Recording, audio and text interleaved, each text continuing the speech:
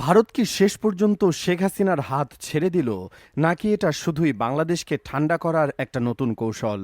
গত ৩০শে জুলাই দিল্লিতে এমন একটা বৈঠক হয়েছে, যার পর থেকে এই প্রশ্নটাই এখন বাংলাদেশের রাজনীতির সবচেয়ে বড় প্রশ্ন হয়ে দাঁড়িয়েছে। খবরটা প্রথমে ছোট করে এসেছিল, কিন্তু তার ভিতরে লুকিয়ে আছে অনেক বড় একটা হিসাব। ভারতের সংসদীয় স্থায়ী কমিটির একটা বৈঠক হয়।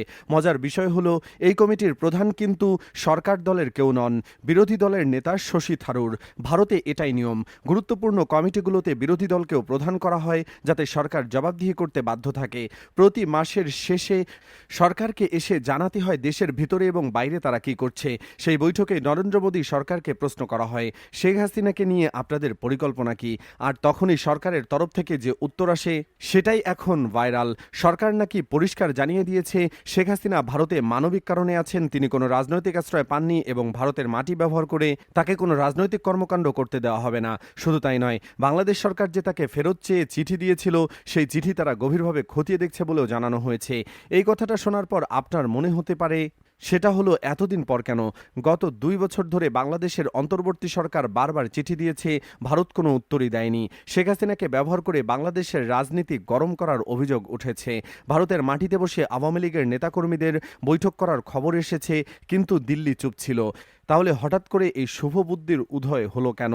এটা কি সত্যি কোনো মনের কথা, নাকি বাংলাদেশকে খুশি করার জন্য একটা বয়ান? এই প্রশ্নের উত্তর খুঁজতে গেলে আপনাকে ৩টা জায়গায় চোখ রাখতে হবে, যেখানে ভারতের ঘুম উড়ে গেছে। প্রথম জায়গাটা হলো মোংলা বন্দর। ৩৭০ কোটি টাকার এই একটা বড় প্রকল্প, যার কাজ পেয়েছে চীন। চীন সেখানে শুধু টাকা ঢালছে না, তারা তাদের নিজের কৌশলগত স্বার্থ বসাচ্ছে।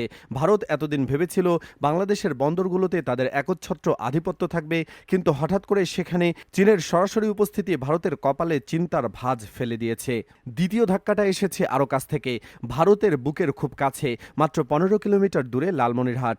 সেখানে বাংলাদেশ চীনের সহায়তায় একটা বিশাল বিমানবন্দর চালু করার উদ্যোগ গ্রহণ করেছে। যারা ওই বিমানবন্দর দেখেছেন তারা জানেন এটা কত বড় এলাকা।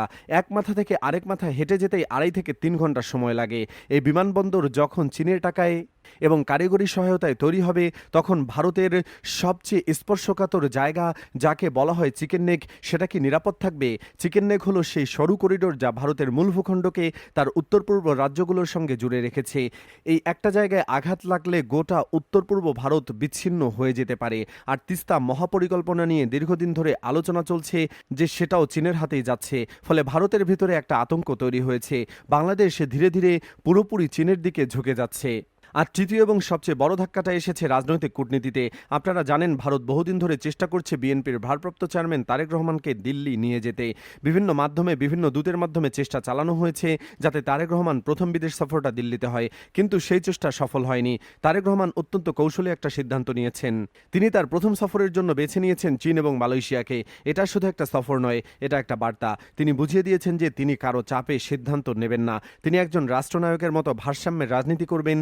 এই ঘটনায় দিল্লির জন্য একটা বড় রাজনৈতিক পরাজয়। তারা বুঝতে পেরেছে খালেদা জিয়ার ছেলে তারেক রহমানকে দিয়ে আগের মতো খুশি করা যাবে না। এরপরেই আরেকটা ঘটনা ঘটে। পররাষ্ট্র মন্ত্রণালয় থেকে জানিয়ে দেওয়া হয় যে আপাতত তারেক রহমান ভারত সফর হচ্ছে না। এই খবরটা দিল্লিতে যাওয়ার পর তাদের টনক নড়ে যায়। তারা তখন নিজেদের পুরনো ফাইলটা খুলে দেখছে। গত ১৭ বছর ধরে শেখ হাসিনাকে দিয়ে তারা কি কি করেছে, গত ২ বছরে বাংলাদেশের সঙ্গে কেমন আচরণ করেছে তারা বুঝতে পারছে। এই আচরণ করার পর তারেক রহমানের মতো নেতা প্রথম সফরে ভারতে আসবেন, এটা আশা করাই ভারতের জন্য ভুল ছিল। আর তখনই তারা উপযাচক হয়ে এই নতুন বয়ানটা বাজারে ছেড়েছে। লক্ষ্য করুন, বাংলাদেশ কিন্তু এখন শেখ হাসিনাকে ফেরত চাওয়া নিয়ে কোনো চাপ দেয়নি, বরং ভারত নিজে থেকে সংসদীয় কমিটির কাছে এই কথাটা বলেছে এবং সেই প্রতিবেদন এমনভাবে প্রকাশ করেছে যাতে সেটা বাংলাদেশের নজরে আসে। তারা বলতে চাইছে, দেখো, আমরা স্বৈরাচার হাসিনাকে রাজনীতি করতে দিচ্ছি না, সে শুধু মানবিক কারণে আছে। এমনকি কলকাতার কিছু সংবাদ মাধ্যম এখন বলতে শুরু করেছে যে শেখ হাসিনা নাকি ভারতের দয়াকে তার অধিকার ভেবে নিয়েছেন। তিনি নাকি ভাবছেন ভারত তাকে খাওয়াচ্ছে, পড়াচ্ছে, থাকতে দিচ্ছে, মানে ভারতের পক্ষে তার রাজনৈতিক অবস্থান সম্পূর্ণ আগের মতোই আছে। এটা যদি ভেবে থাকেন তাহলে তিনি ভুল করছেন। এই ধরনের লেখা হঠাৎ করে সামনে আনা হচ্ছে যাতে বাংলাদেশের মানুষের রাগ একটু কমে, কিন্তু এখানেই সবচেয়ে বড় প্রশ্নটা ওঠে, ভারতের এই কথাকে কি বিশ্বাস করা যায়? বাস্তব চিত্রটা কি বলছে? বাস্তব চিত্র বলছে আজও ভারতের বিভিন্ন শহরে, বিভিন্ন পার্কে, রেস্টুরেন্টে আওয়ামী লীগ, যুবলীগ, ছাত্রলীগের নেতাকর্মীরা বসে বৈঠক করছে। তারা বাংলাদেশকে অস্থিতিশীল করার পরিকল্পনা করছে, বাংলাদেশের মানুষকে হুমকি দিচ্ছে যে ফিরে এসে তারা আবার হত্যাকাণ্ড চালাবে। ভারতের গোয়েন্দা সংস্থা কি এটা জানে না? অবশ্যই জানে। তাদের নাকের ডগায় এসব হচ্ছে, কিন্তু তারা কি কাউকে গ্রেফতার করেছে? কাউকে ধরে বাংলাদেশকে জানিয়েছে যে আপনাদের ফাঁসির আসামি আমাদের কাছে আছে, আসুন বন্দি বিনিময় চুক্তি নিয়ে কথা বলি? করেনি। এমনকি উসমান হাদির মতো একজন তরুণ সাংস্কৃতিক ও রাজনৈতিক কর্মীর হত্যাকারীও ভারতে পালিয়ে আছে বলে বহুদিন ধরে অভিযোগ রয়েছে। তাকে কিন্তু গ্রেফতারও করা হয়েছে, বরং তাকে জামাই আদরে রাখা হয়েছে বলে অনেকেই মনে করা হচ্ছেন। তাহলে ভারত বলল আর আমরা মেনে নিলাম, বিষয়টা কি এত সহজ? বাংলাদেশের মানুষের বিশ্বাস অর্জন করতে হলে কথায় নয়, কাজে প্রমাণ দিতে হবে।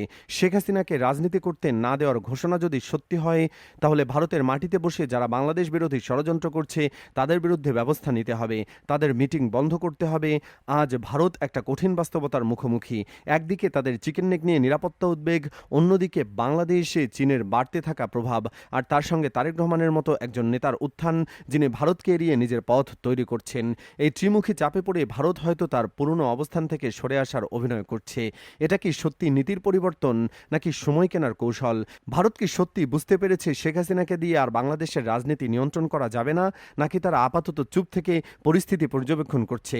এই প্রশ্নগুলোর উত্তর সময় দেবে। তবে একটা জিনিস পরিষ্কার, বাংলাদেশের মানুষ এখন আর কথায় ভোলে না, তারা কাজ দেখতে চায়। আপনারা এই পুরো ঘটনাকে কিভাবে দেখছেন? ভারতের এই নতুন বয়ানকে আপনাদের বিশ্বাসযোগ্য মনে হয় কমেন্টে জানান, কারণ এই সিদ্ধান্তের ওপরে নির্ভর করছে আগামী বাংলাদেশ ও ভারতের সম্পর্ক কোন দিকে যাবে।